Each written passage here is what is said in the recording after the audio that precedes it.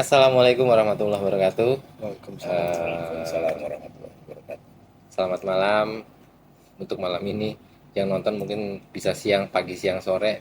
Selamat sore, pagi, siang, dan subuh ya. Malam ini kita masih di channel Gong Misteri. Kita masih mengungkap kucing lagi. Kita masih mengungkap ceritanya tentang Vina almarhum yang masih viral, yang masih banyak dibahas oleh orang banyak. Tapi teman-teman sebelumnya kami mohon banget biar channel kita makin berkembang karena kita sekarang sudah memasuki angka 985 Sekian, ya. sekian lah. Kemarin udah 80 lebih, Ongoing. sekarang turun naik.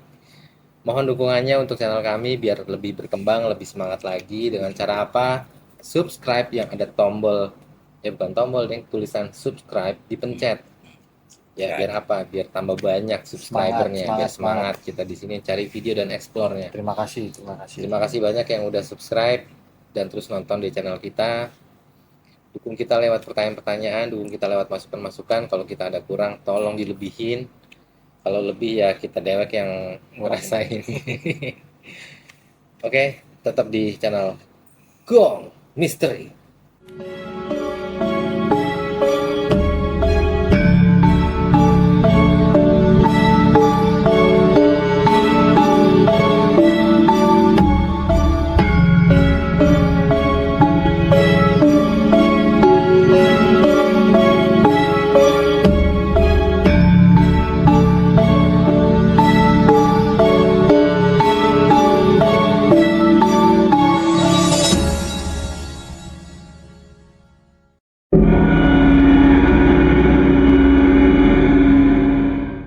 Oke, selamat malam. Ketemu lagi sama Om Abbas, sama Om Indra. Malam-malam. Ya, kita nih mau ngobrol-ngobrol santai aja sebenarnya sih. Iya. Karena kan sekarang lagi rame nih masalah kasusnya Vina yang di Cirebon ya. Ya, gitu. Apa tuh? Kita pengen tahu dulu dari sisi apa ya. Kita kan netizen ya. Netizen yang banyak ngelihat video 1, 2, 3 dari berbagai macam medsos. Kadang-kadang bikin bingung nih. Nah, kita pengen tahu nih pendapatnya dari Om Abbas sama Om Indra. Dari masing-masing udah kita tonton, ya kita pahami seperti apa. Nanti ada poin kita mau bahas juga yang ketika temennya yang si Linda ini kesurupan dari arwahnya Vina Almarhum. Oke, monggo kita ngobrol santai aja lah. Santai aja. Kopi dulu Pak Bas. Kopi. Tapi sebelum kita ngomong, kita pastiin dulu nih teman-teman. Sekian. Om Indra, udah nonton belum filmnya? Sebenarnya sih udah, maksudnya udah kelewat waktunya. Udah Saya nonton. nonton. Nah, kalau menurut Om Indra, dari Om Indra nonton film Vina, terus lihat-lihat video-video di medsos tentang Vina dari Kasus beberapa medsos juga menayangkan dari mulai kontroversi di film, terus kemudian masalah kasus dan lain-lain. Menurut Om Indra nih, untuk artinya kasus Vina ini seperti apa? Sebelumnya mungkin kita flashback dulu ya di tahun 2016. Jadi awalnya itu kronologinya almarhum Vina ini dijemput. Ini pengakuan dari kakak Vina, yaitu Marlina, kakaknya Vina. Jadi Vina itu paling bungsu. Di jam setelah Isya, Ba'da Isya itu dia dijemput sama Eki temennya ini yang cowok kan. Jadi rencana ini dia mau jalan-jalan sekitar 7:30. Nah, kakaknya Marlina ini tahu dia jalan sama si Eki. Kemudian di hari itu juga pukul 1 dini hari ya, sekitar jam setengah satu jam 1 itu keluarga Vina itu dikabarkan dari ada seseorang yang mengabarkan ke rumah Vina ini bahwa Vina dan Eki itu kecelakaan di tempat kejadian yang disebutkan sekarang nih di kasusnya Vina ini ya. Jadi di jam setengah 1 itu kejadiannya. Nah, diteleponlah ayah dan kakeknya, ayah dan ibunya Vina oleh Polres itu, waktu itu masih Polres ya, Polres Cirebon. Ditelepon, suruh datang bahwa Vina dan temennya ini ada di rumah sakit. Terus datanglah di sekitar jam 1-an ya, jam 1-an lewat. Kakak dan ayahnya Vina ini langsung melihat korban almarhum. Nah, pengakuan dari polisi itu si Eki ini meninggal di tempat dan Vina masih ada nafas lah di rumah sakit itu awalnya. Terus nggak lama, nggak sempat ngomong apa-apa, almarhum meninggal. Kan? Nah, disitulah polisi awal memberikan asumsi bahwa korban ini karena kecelakaan awalnya, kecelakaan tunggal gitu ya. kecelakaan tunggal. Nah tapi kalau dari apa yang barusan diceritakan Om Yuda itu kan kronologi ya. Tapi kalau kita nonton filmnya, mungkin teman-teman juga nonton film, jadi memang berbeda. Kita nggak tahu di situ memang film itu memang mengambil alur cerita nyata full atau memang hanya sebagian saja yang kisah nyatanya. Saya lanjut ya. Lanjut nih. Jadi setelah almarhum ini dimakamkan 3 hari setelahnya, setelah 3 hari setelah dimakamkan. Iya, 3 hari setelah dimakamkan si almarhum Vina ini, kakaknya Vina ini ingin mengambil handphone. Disuruh polisi juga ambil yang barang-barangnya korban. Ke kantor polisi. Ya, kantor polisi. Di hari itu dia ambil handphone. Nah, di situ mulai kecurigaan kakaknya Vina ini. Kenapa kalau kecelakaan handphone dan motornya itu nggak ada yang rusak, nggak ada benturan situ. Di hari itu juga ya, jam 1-an kakaknya Vina ini, Marlina ini ditelepon sama kakaknya Linda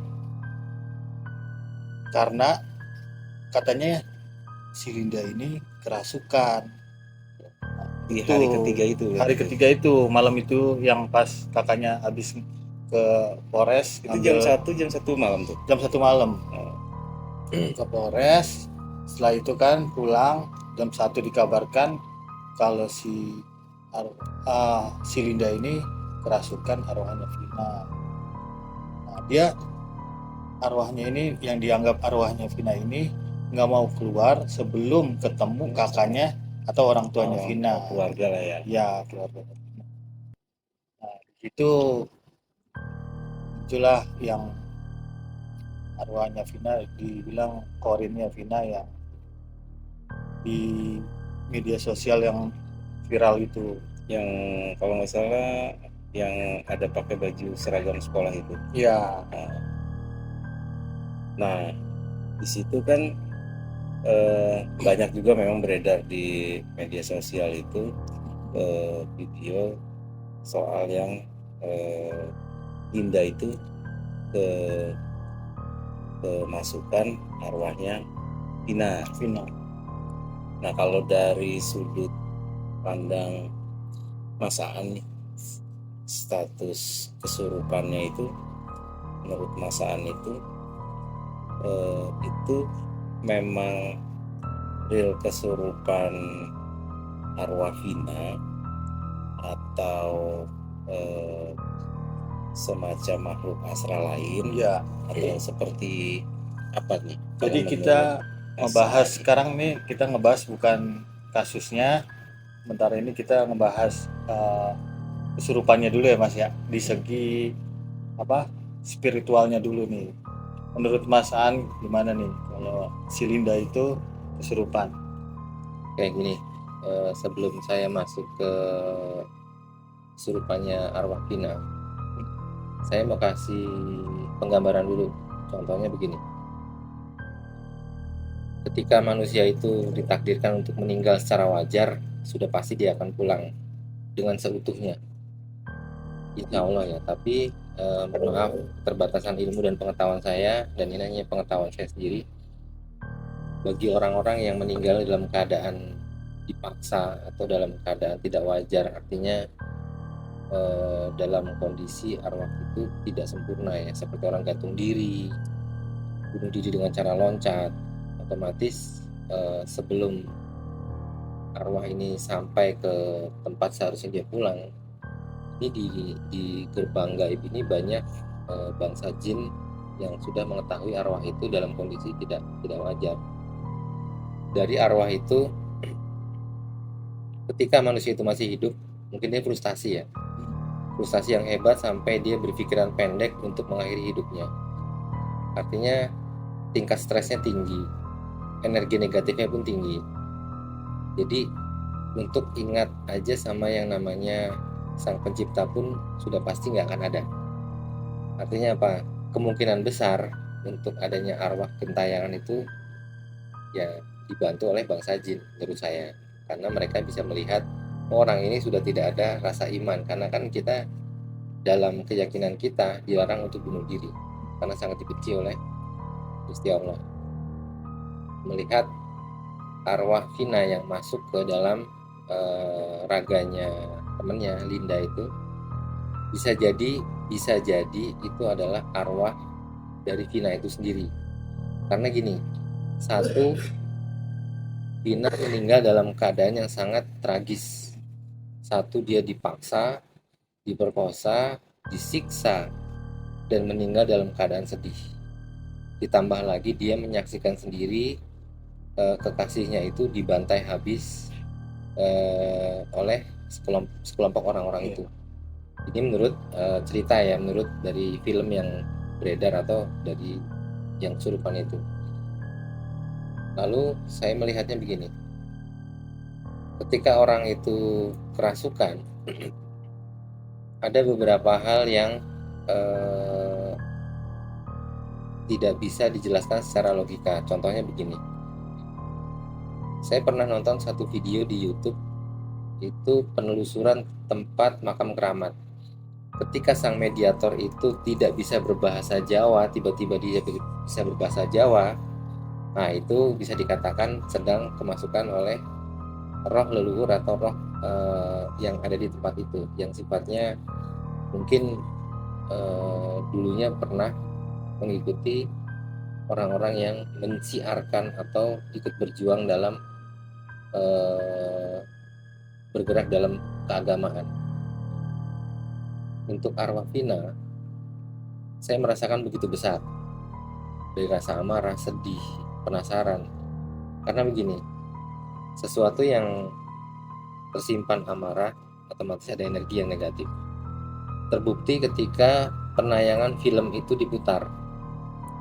Nah, teman-teman juga pasti melihat dari potongan-potongan di medsos bahwa ada orang yang lagi nonton tiba-tiba kesurupan. Karena saking fokusnya mengikuti emosionalnya si penceritanya ini, akhirnya dia ikut merasakan energinya, lalu masuklah bangsa jin itu sendiri merasuki. Karena ketika pikiran ini kosong, artinya gerbang dari pintu masuk di raga ini kebuka, masuklah bangsa jin. Biasanya yang gampang masuk itu yang Iga Jarang, kayak gitu. Nah, itu yang pengertian saya. Jadi kalau teman-teman yang mungkin lebih paham lagi, mohon maaf karena keterbatasan saya, tapi itu menurut kacamata saya. Gitu.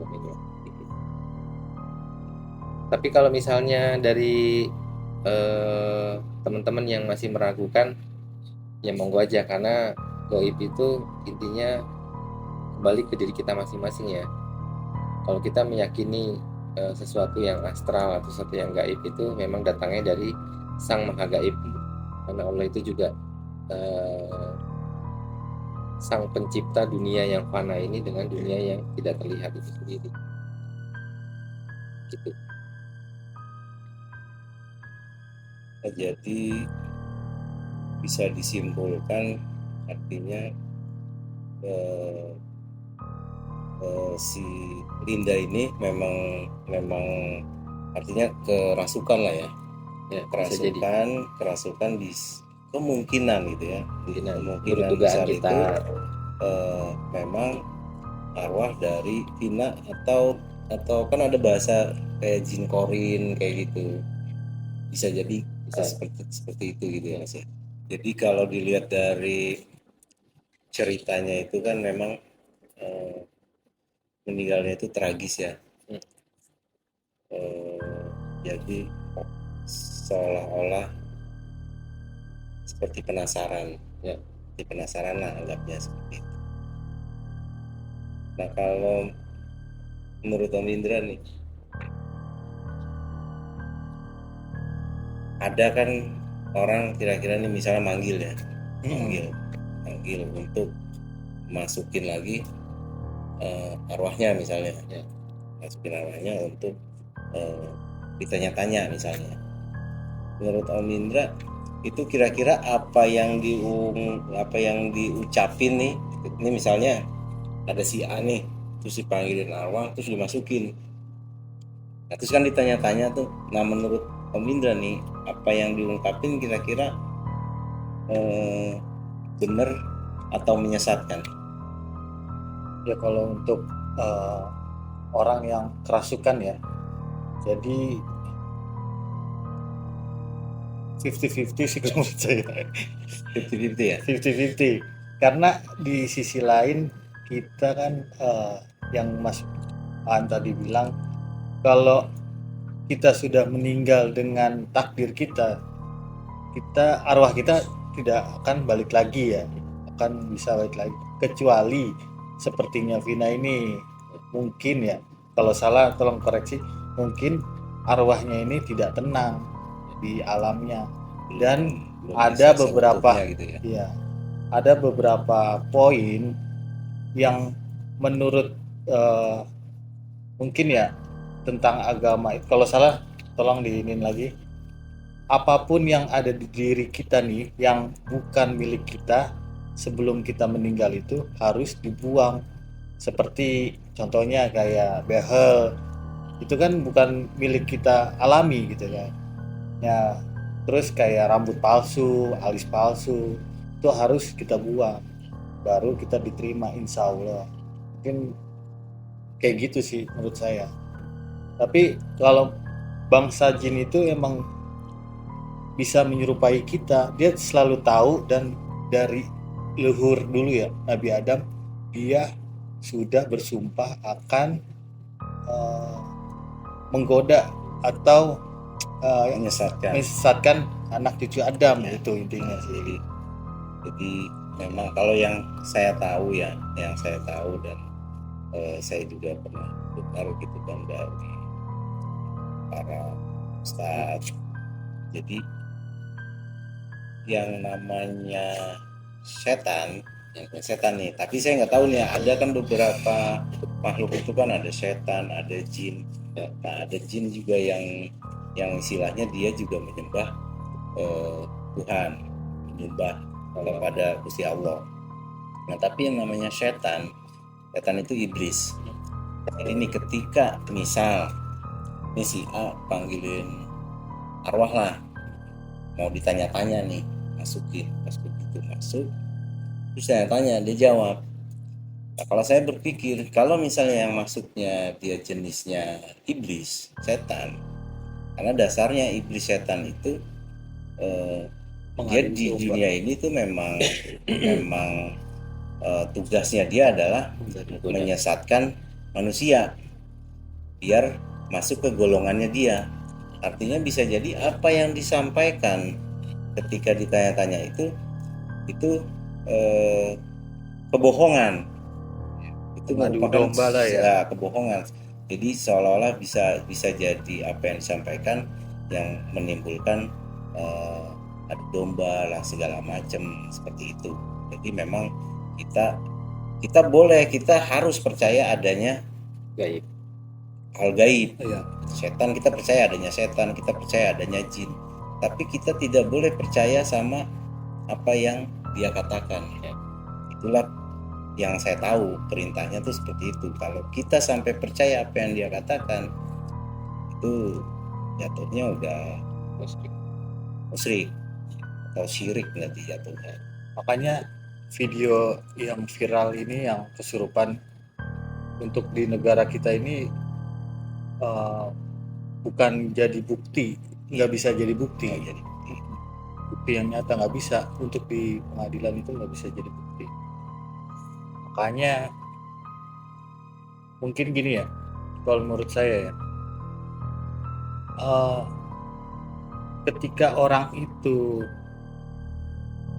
meninggal, artinya dia akan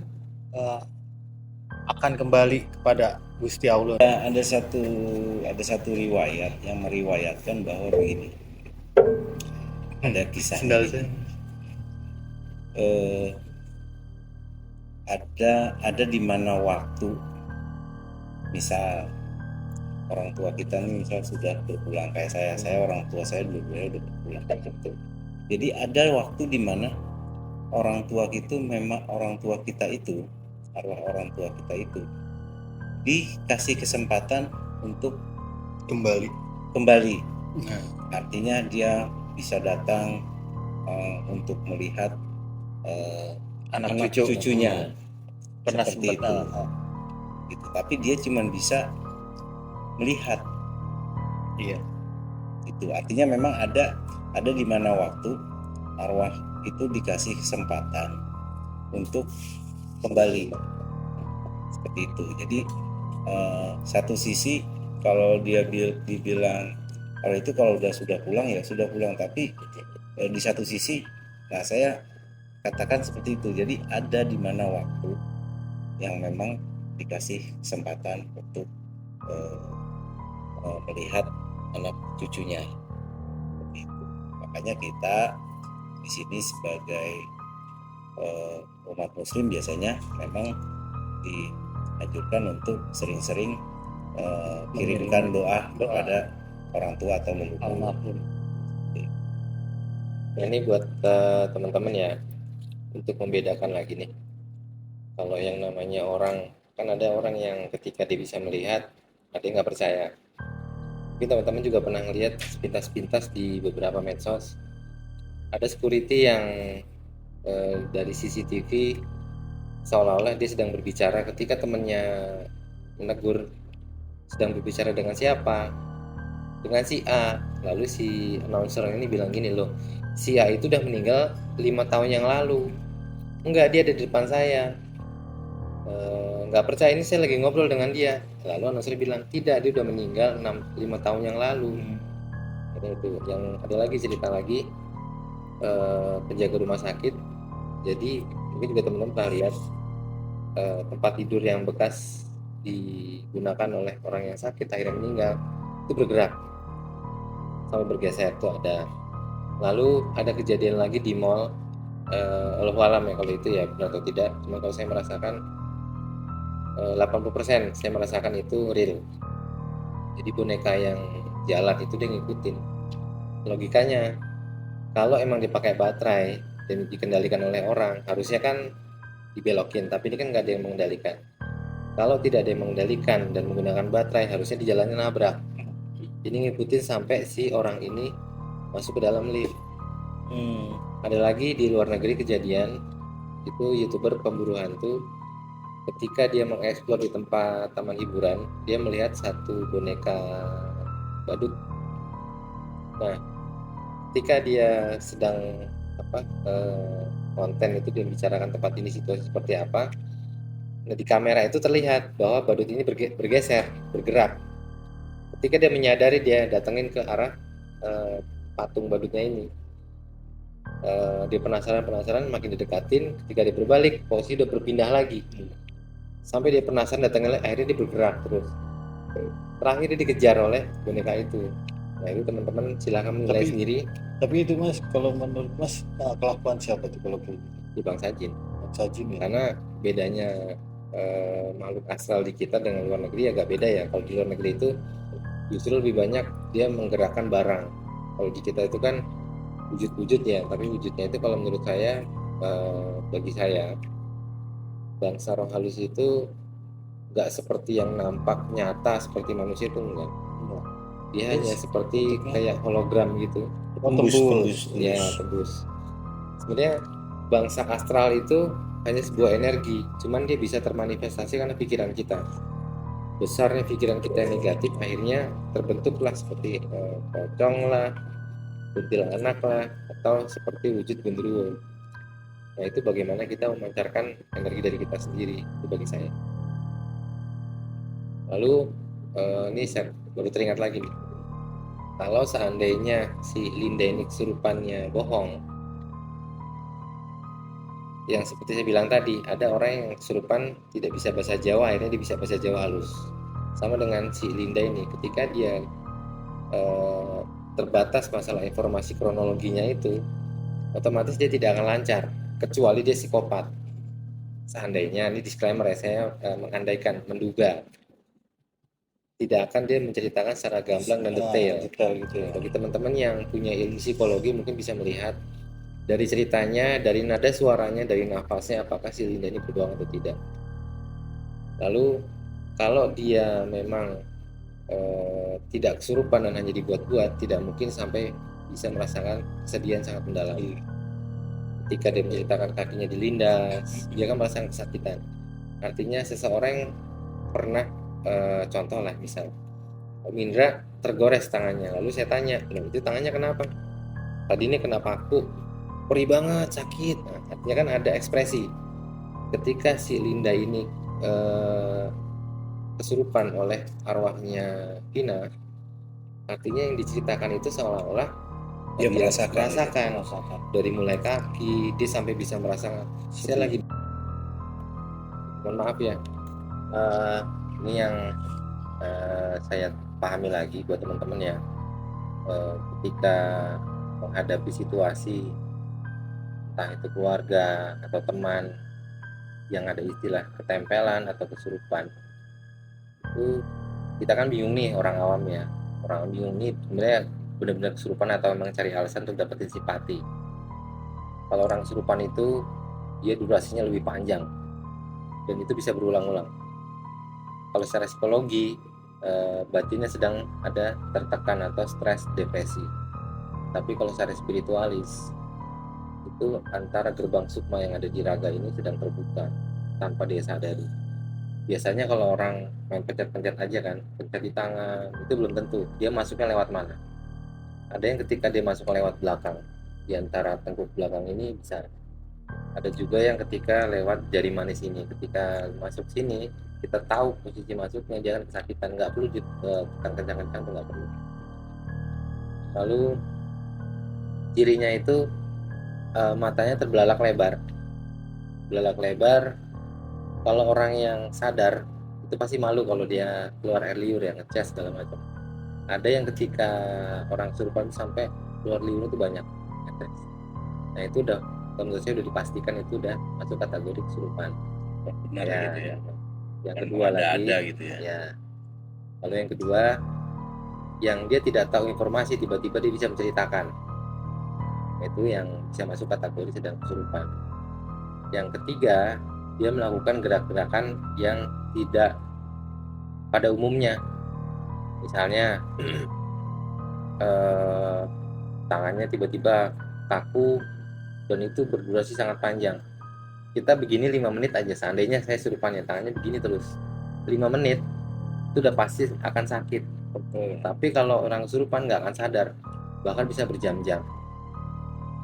Lalu kalaupun nanti kesurupan itu ada orang yang punya sifatnya sensitif, sudah pasti orang itu akan merasa merinding. Ya, karena itu kan kembali lagi, orang kesurupan itu sedang kemasukan energi negatif. Akhirnya apa? Orang di sekitarnya bisa merasakan. Ada satu sekolah yang satu kesurupan tiba-tiba tertular kesurupan massal. Nah itu dalam kondisi panik akhirnya menular karena energi negatif yang dipendarkan itu tadi. Nah buat teman-teman, cara menanganinya ini bagi saya ketika saya menangani kedapatan mungkin dilalah ya, Gusti Allah mengizinkan untuk menghilangkan sosok yang terlanjur masuk ke dalam raga orang yang ditempati oleh bangsa lembut. Itu biasanya saya pertama itu selalu saya bilang, ya Allah saya minta izin, ya Allah mohon izin, saya mohon ampunan dosamu, saya ingin menghilangkan sesuatu yang hinggap dalam badan si A ini. Dengan izinmu saya membacakan doa ini, maka hilanglah kekuatan yang ada dalam tubuh ini. Nah, saya pencet, saya rasakan dulu nih energi dari mana dia titik masuknya. Jadi tidak Adanya di mana biasanya Mas? nggak selalu pasti Mas Bro. Kadang ada di tengkuk, Ya tengkuk, Bisa, ya bisa lewat kiranya mana aja. tengkuk, mana aja. di apa? Sela kaki, Setelah Sebelah jari. juga kaki bisa. gitu ya. Karena gini, Sebelah seperti tangan. rumah nih ya, ini rumah pagar nih.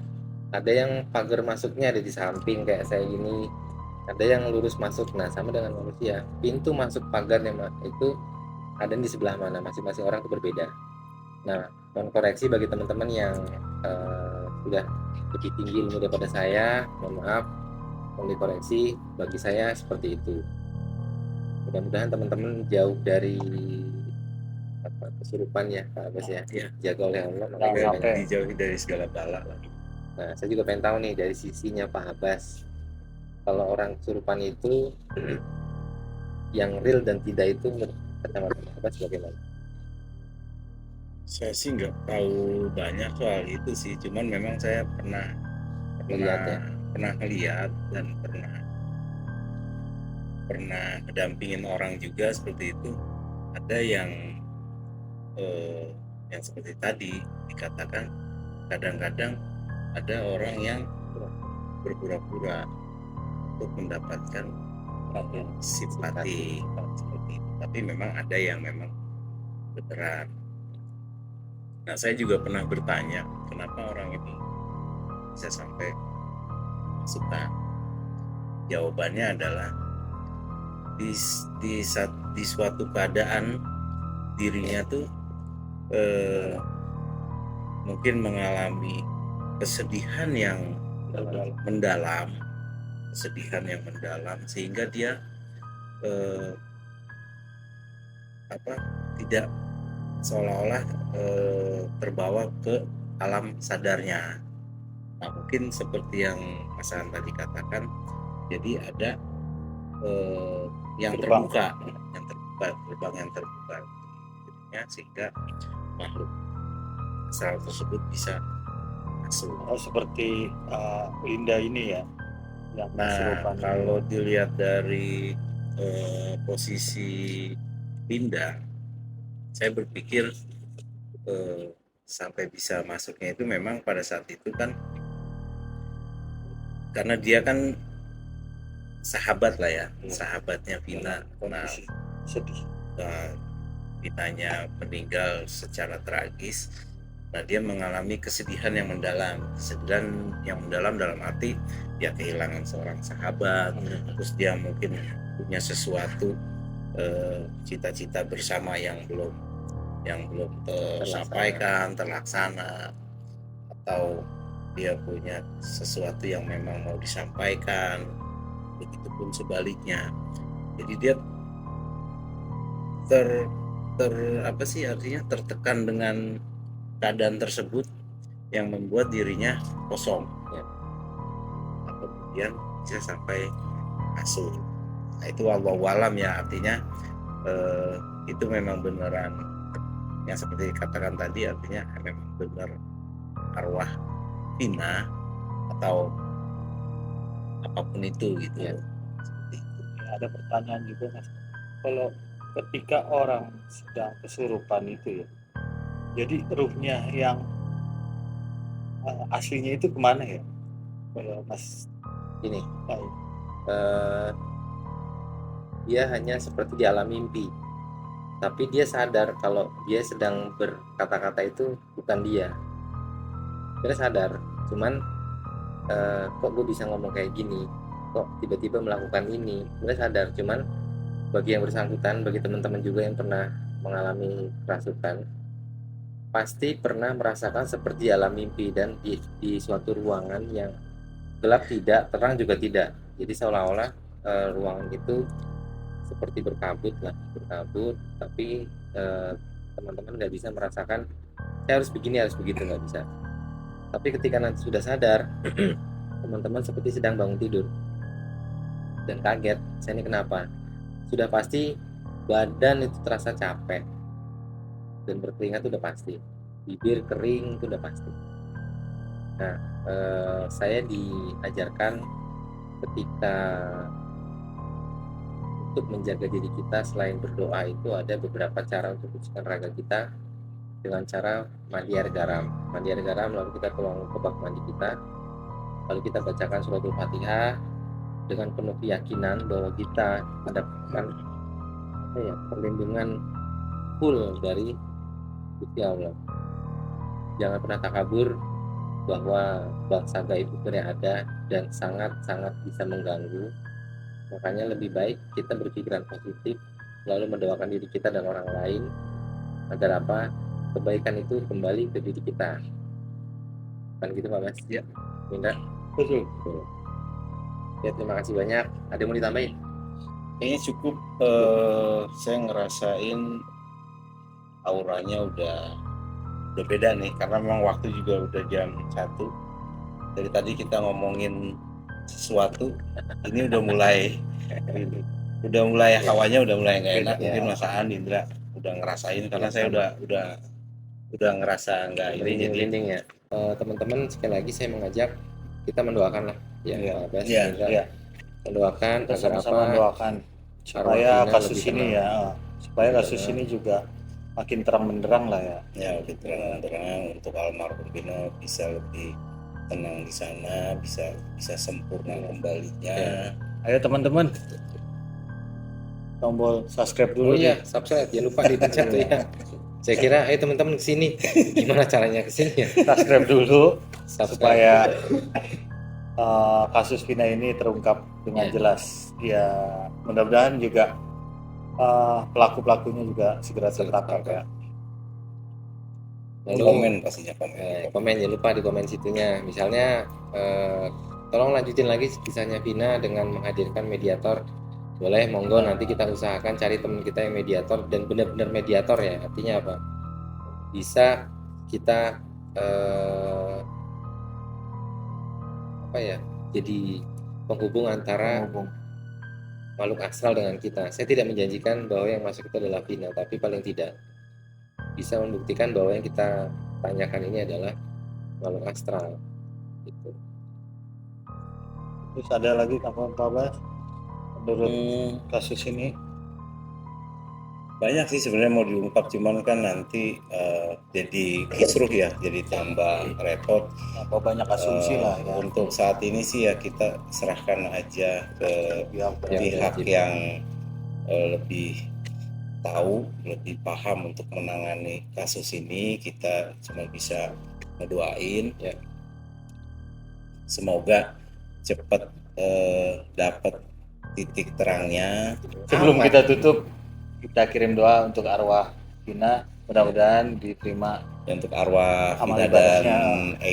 dan Eki ya. Oh, Eki ya. Mas boleh dipimpin Mas? Enggak apa Mas. Kan tadi Indra yang mau. Indra Saya serahkan yang biasa memimpin doa ketika kita, atau Om Indra, monggo silakan. Bismillahirrahmanirrahim. Itu mulut kita. Ya, kita kirim doa arwah untuk almarhumah Vina dan almarhum Eki, semoga bisa kembali sempurna ya, dan diterima di sisinya, dan keluarga yang ditinggalkan selalu diberi kesabaran dan ketabahan Al-Fatihah. A'udzubillahi Bismillahirrahmanirrahim. Alhamdulillahirabbil alamin. Arrahmanirrahim. Maliki yaumiddin. Iyyaka na'budu wa iyyaka nasta'in. Ihdinas siratal mustaqim. Siratal ladzina an'amta 'alaihim ghairil maghdubi 'alaihim waladdallin. Alhamdulillah. Buat kalian-kalian yang masih bersembunyi di sana, tolong dengan rasa pelik kemanusiaan bertanggung jawab sama apa yang sudah kalian lakukan oleh almarhumah Vina dan Eki. Kalian tidak bisa bersembunyi di dunia ini. Kalaupun bisa, selamat. Tapi setelah kalian merasakan kematian, silahkan Anda rasakan sendiri. Kalian menanam, kalian juga yang akan menabur. Kalian yang menanam, kalian juga akan memanen. Ya. Dukung terus channel kami, dan kami juga mendukung pihak berwajib untuk bisa menuntaskan masalah ini agar tidak berlarut-larut, dan doakan juga buat teman-teman pada almarhum Vina dan Eki. Jangan lupa subscribe, tolong ya, please, mohon banget, subscribe ya. Ayo. Di like, share, and komen sebanyak-banyaknya. Nanti kita juga ada merchandise berupa kaos seperti ini, nanti kita kirimkan. Nanti kalau dari beberapa komen yang baik, komen yang bagus, dan bisa mengajak subscriber yang lain, kita akan kirimkan, insya Allah. Oke, terima kasih banyak yang masih bertahan di channel Gong Misteri. Tetap sehat. Terima kasih banget. Tetap sehat, berkah buat semuanya, rezekinya lancar, rezekinya banyak. Apa yang dicita-citakan selalu terwujud, terlaksana. Amin. Oke, terima kasih banyak. Tetap di channel Gong Misteri.